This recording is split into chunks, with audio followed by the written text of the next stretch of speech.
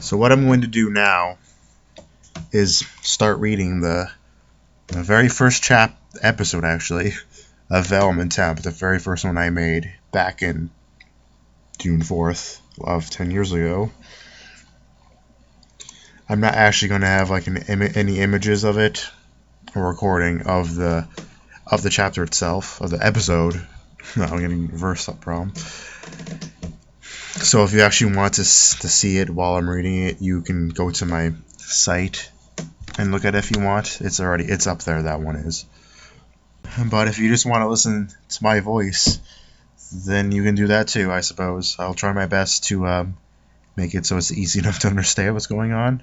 I might try to add some voices to the characters, although I'm not sure how well I'm gonna do.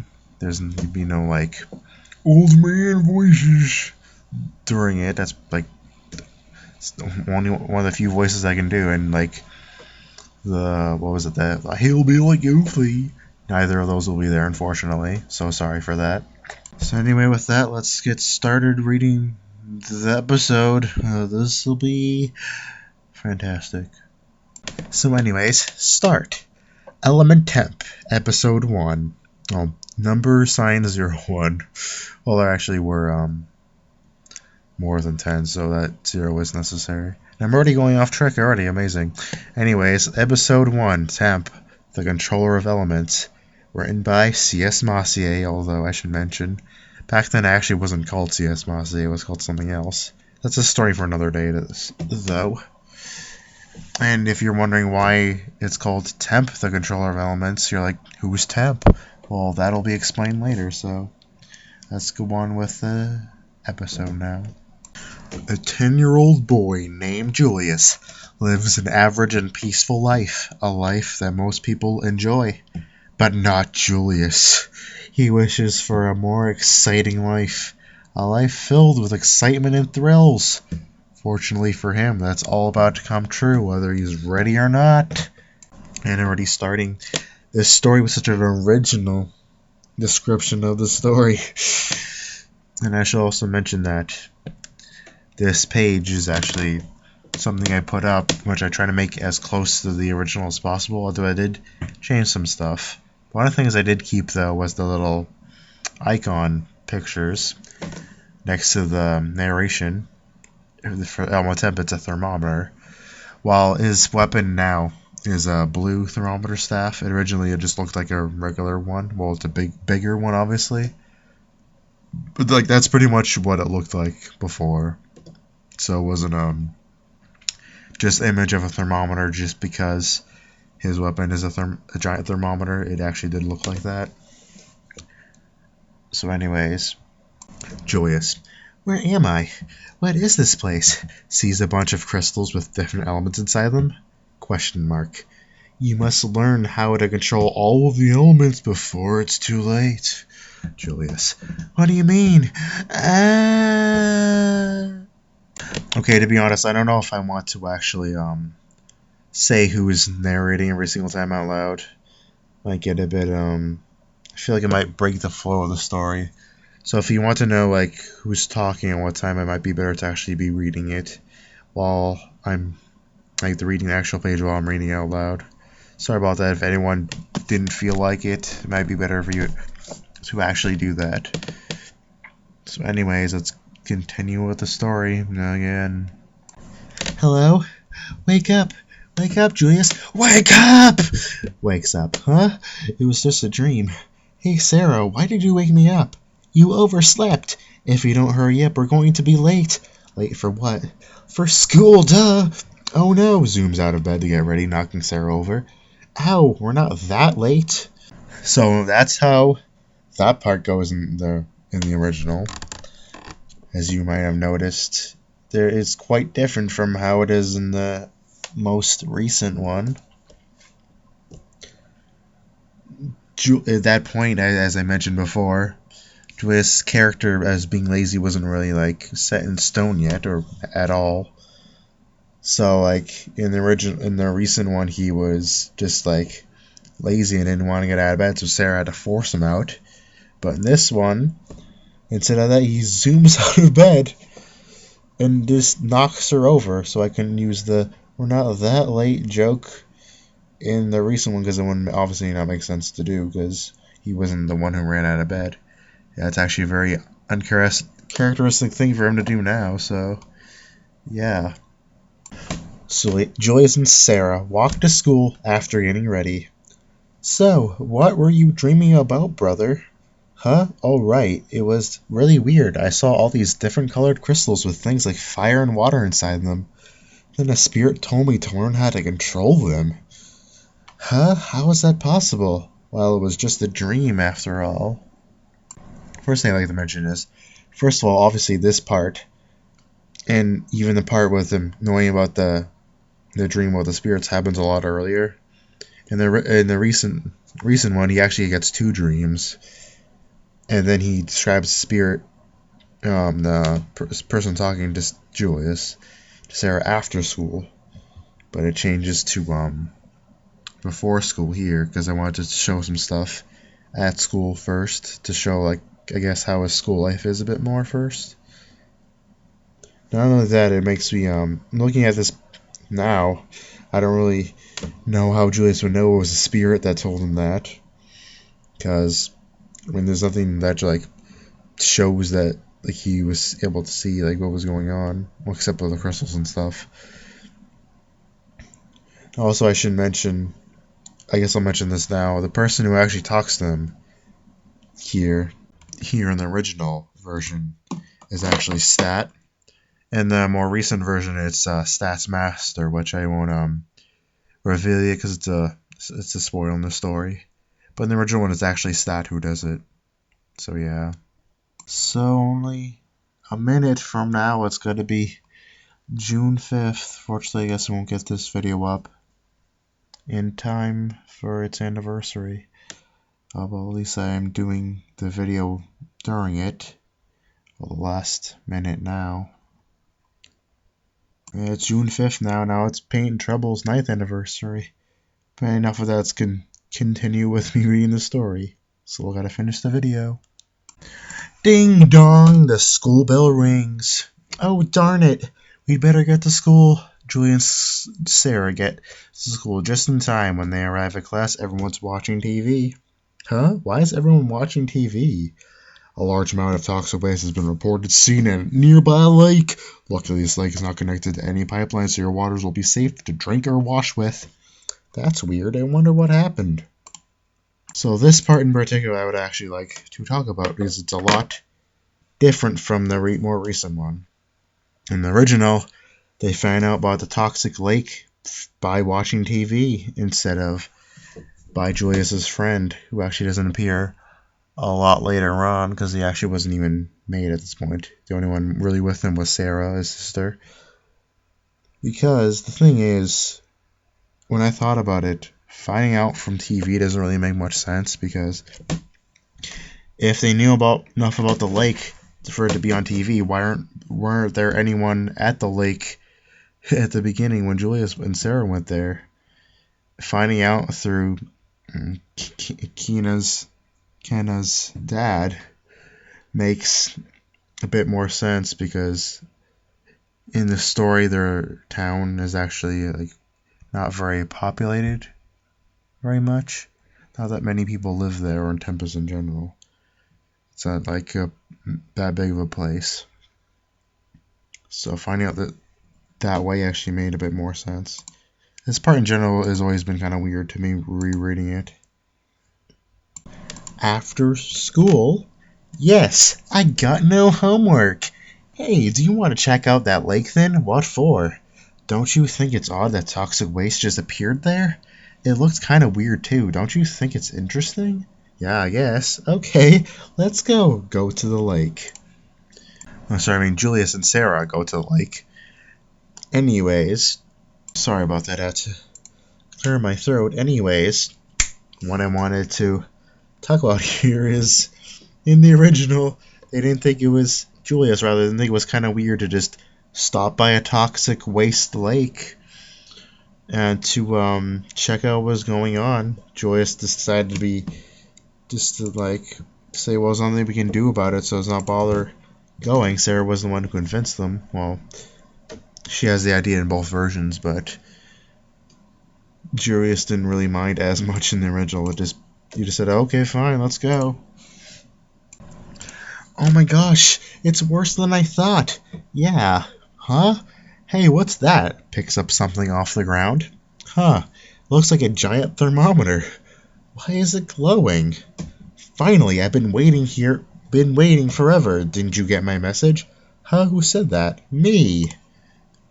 So apparently in the original, the thermometer doesn't just fall from the ground. It was just there to begin with, apparently. So Stat was like just hoping Julius would stop by to pick him up, I suppose. It's like, what if he didn't end up going there? He'd just be waiting for eternity for someone to show up, I suppose. I mean, it's kind of over the top for the Stat's thermometers to fall out of the sky, but at least it makes a bit more sense, right? A strange red spirit comes out of the thermometer. What the? Hello, my name is Stat. You must use my powers to master the elements before it's too late. And for some reason I decided to separate those lines just because he didn't know his name was Stat at first. I had a weird way of writing back then, I guess.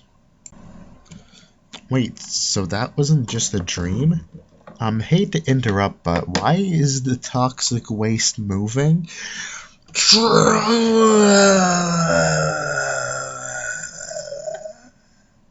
Yep, no exposition rather, on what's going on. It just cuts right to the monster appearing in the original. What's going on here? Hurry and put some element-rated things in the staff. Huh? Okay. Will water and grass work? Perfect. Hurry and put them in. Got some water from the lake and picked up some grass from the ground. So here's one of the more obvious differences between this and the original. He gets 2 elements to use rather than just 1. And although one of them is water from the lake, which a toxic monster is in, so I wondered how Julius was able to do that without getting hurt by the monster. Weird. But whatever, back to the story. Okay, now all you have to do now is say, Element Temp, Element Temp. No, louder. Okay, if you say so. Element Temp. Starts glowing, then returns to normal except with different colored eyes, hair, and clothes. So if you notice, I kind of made a joke with during this part, but it's a bit different in both versions. This version, he says Element Temp, and then Stat like misunderstands and think that was him trying to say it. He's like, no, louder. But in the current version, he just like says he's gonna say it loud, and he just says it quietly because he's lazy. So I guess it's up to you which one you think is the funnier joke.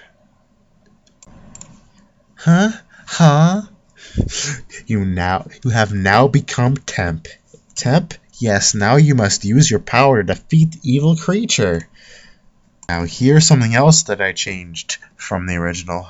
For some reason I had like stats say that Julius, his name is now Temp while transformed. I'm not sure why I decided to end up doing that, especially since Rai didn't change her name when she transformed.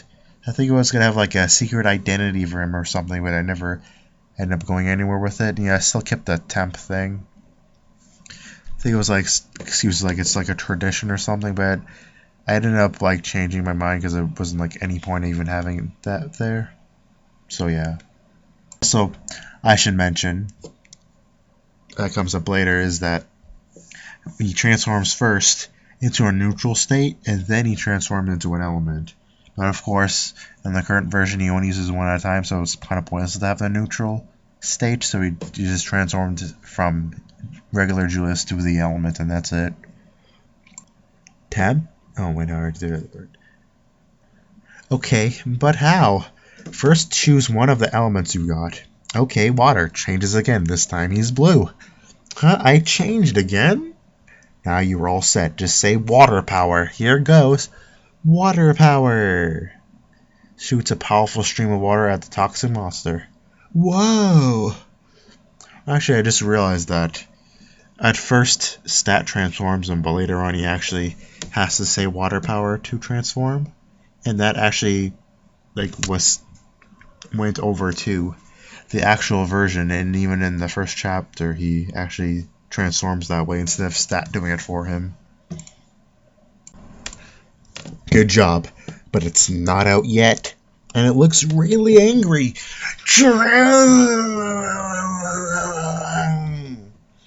Okay, have some more then. Water power shoots more water at it.